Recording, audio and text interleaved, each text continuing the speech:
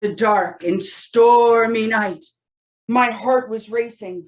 My palms were sweating. I was sure death loomed ahead of me, just out of sight. Fellow Toastmasters, honored guests, today I will share with you a story about how my greatest fear offered me one of my greatest lessons. What if is not right now. It all started one day when I was driving back from town. I live out in the country, so running errands can be a little complicated. Everything was going great until I heard a weather advisory. Snow was coming.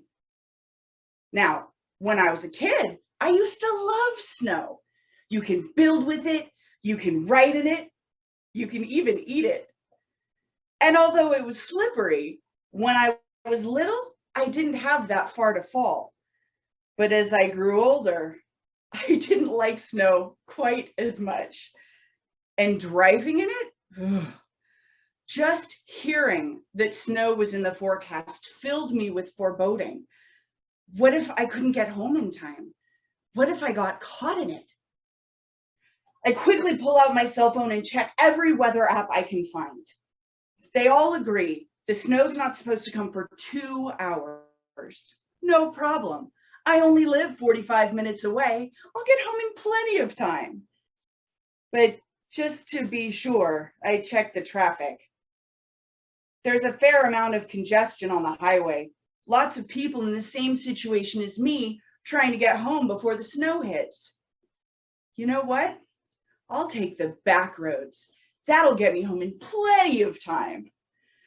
I cruised down the country road, congratulating myself on the genius of my decision, thinking about the cocoa that I'll be sipping on before the snow hits. But then I see it, a wall of darkness moving towards me. The snow was early, like really early. My heart starts racing as I weigh my options. Do I go back to the highway? Absolutely not. Then I get stuck in traffic and snow. Do I get out and put chains on? Do I even have chains? There's nothing for it, just to push ahead. The first snowflakes start to fall. Oh, that's not so bad. It's actually kind of lovely. I don't know what I was so worried about. But this is just the edge of the storm, and I'm about to drive right into the center of it.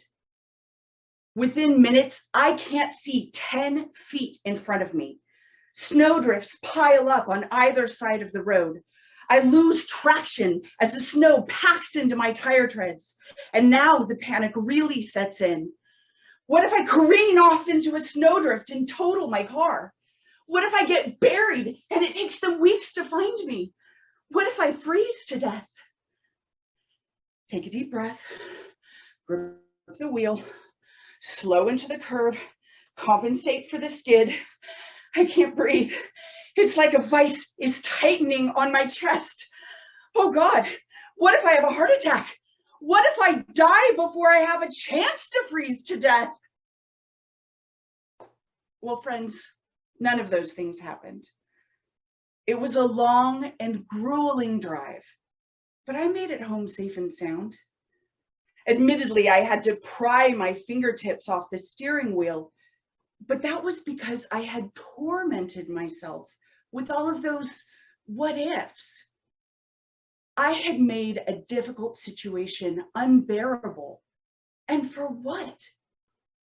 It didn't change the situation outside of me, just inside of me. This moment right now is the only one that I have power over. What ifs live in some amorphous, undefined future that may or may not come to be. It doesn't help me in this moment to panic about what might happen. What if is not right now. How about you? How often do you let yourself get caught up in what ifs instead of being present in this moment with everything that it has to offer? How much happier would you be if you could let those what ifs go, like balloons on strings, release them and let them float away? It's not always easy. It requires vigilance. Even today, I was surrounded by a whirlwind of what ifs. What if I forget my speech? What if they don't like what I have to say? What if I make a fool of myself in front of all of these people? Maybe I would. Or maybe by opening my heart and sharing my fears, I could help somebody else feel less alone as they navigate their own. I had no way of knowing. But what I did know, thanks to that traumatic snowy day, is that the only thing I could do is be present in this moment, in each moment, as each moment became right now. The same thing is true for you. Anytime that your heart starts racing or your palms get sweaty, remind yourself, what if is not right now, Mr. Toastmaster.